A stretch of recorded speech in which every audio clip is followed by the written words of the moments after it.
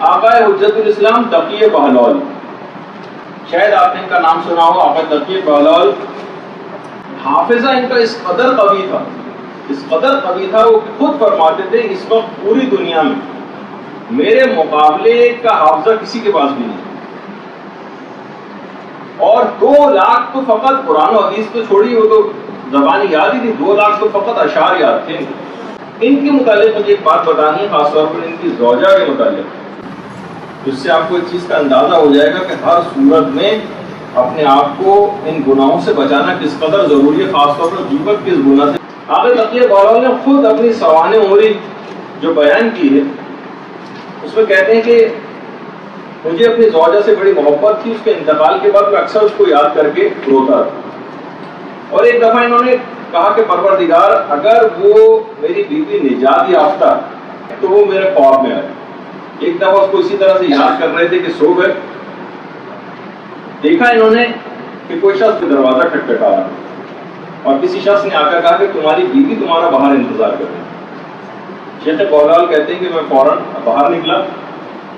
بہلول تو ان کو لوگ کہنے لگے تھے، ان کی ظالم حکمرانوں کے خلاف جدوجہد دیکھ کے، ویسے ان کا نام تھا تقی، کہ آپ کی بیوی آپ کا انتظار کر رہی ہے. کہنے میں فوراً گھر سے باہر نکلا تو دیکھا دروازے پر میری مرحومہ جو بیوی ہے وہ بہترین کپڑے اور سبز رنگ کی چادر پہن کے کھڑی ہوئی. یہ حیران رہ گئے، ارے تمہارا تو انتقال ہو چکا تھا، میں تو خود تمہیں دفن کر کے آیا ہوں. اس نے کہا ہاں آپ نے تو مجھ کو بلایا، مجھے تھوڑی دیر کے لیے فقط اجازت کی ہے تو میں آپ کے پاس آئی ہوں، مجھے بھی آپ سے کام ہے. تقی بہلول کہنے لگے میں نے اس سے پوچھا کہ کیا کام ہے اور تو آئیں کس طرح سے یہاں پر؟ اس نے کہا اس چھوٹے سفید طیارے میں جو پیچھے کھڑا ہوا. کہنے نے پیچھے جب اس کو دیکھا تو میں دیکھ کر حیران رہ گیا، اتنا خوبصورت اور بہترین سواری. کہنے میں دیکھ کر اسے حیران رہ گیا. کہنے لگی کہ یہ تو آپ اسے دیکھ کر حیران ہو رہے ہیں، جنتیوں کے پاس ایسی ایسی سواریاں ہیں کہ میں اپنی سواری اور ان کی سواری جب دیکھ. انہوں نے کہا کہ جب اعمال کی جانچ پڑتال میری ہو رہی تھی تو سوائے ایک گناہ کے میرے نام اعمال میں کوئی اور گناہ نہیں تھا، غیبت کا گناہ. مجھے اس کی بنا پر فشار قبر بھی ہوا اور یہ حکم ہوا کہ مجھے ان ارواح کے ساتھ برزخی زندگی کے اندر رکھا جائے جن پر قیامت تک عذاب ہوتا رہتا. لیکن اچانک سے جب یہ سزا سنائی گئی تو اچانک ہی ایک آواز آئی، کیونکہ اس خاتون نے بہت زیادہ مصیبتیں برداشت کی ہیں دنیا میں. لیکن مصیبتیں برداشت کرنے کا ایک فائدہ ہے، جو ہم یہاں پہ خدا سے شکایتیں کرتے رہتے ہیں، اس کا فائدہ ہے کہ وہاں کس طرح سے مصیبتوں کی بنا پر عذاب برطرف ہوتا ہے. کیونکہ اس نے بہت مصیبتیں برداشت کی ہیں اور سوائے غیبت کے اس کا کوئی اور گناہ بھی نہیں، تو اس کو ان ارواح کے ساتھ نہ رکھا جائے اور اسے قیامت تک کی مہلت دی جائے کہ جن لوگوں کی اس نے غیبتیں کی ہیں ان سے جا کر کے معافی مانگے.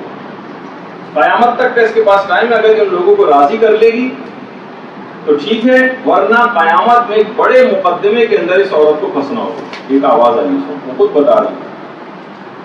تو انہوں نے کہا کہ مجھے آپ سے یہ درخواست کرنی تھی، آپ بھی مجھ سے ملنے کی خواہش رکھتے تھے، لیکن مجھے آپ سے درخواست کرنی تھی جس علاقے سے میں آئی تھی وہاں میری عادت تھی کہ میں عورتوں کے ساتھ بیٹھ کر بہت زیادہ غیبتیں کرتی بھی تھی اور سنتی بھی تھی.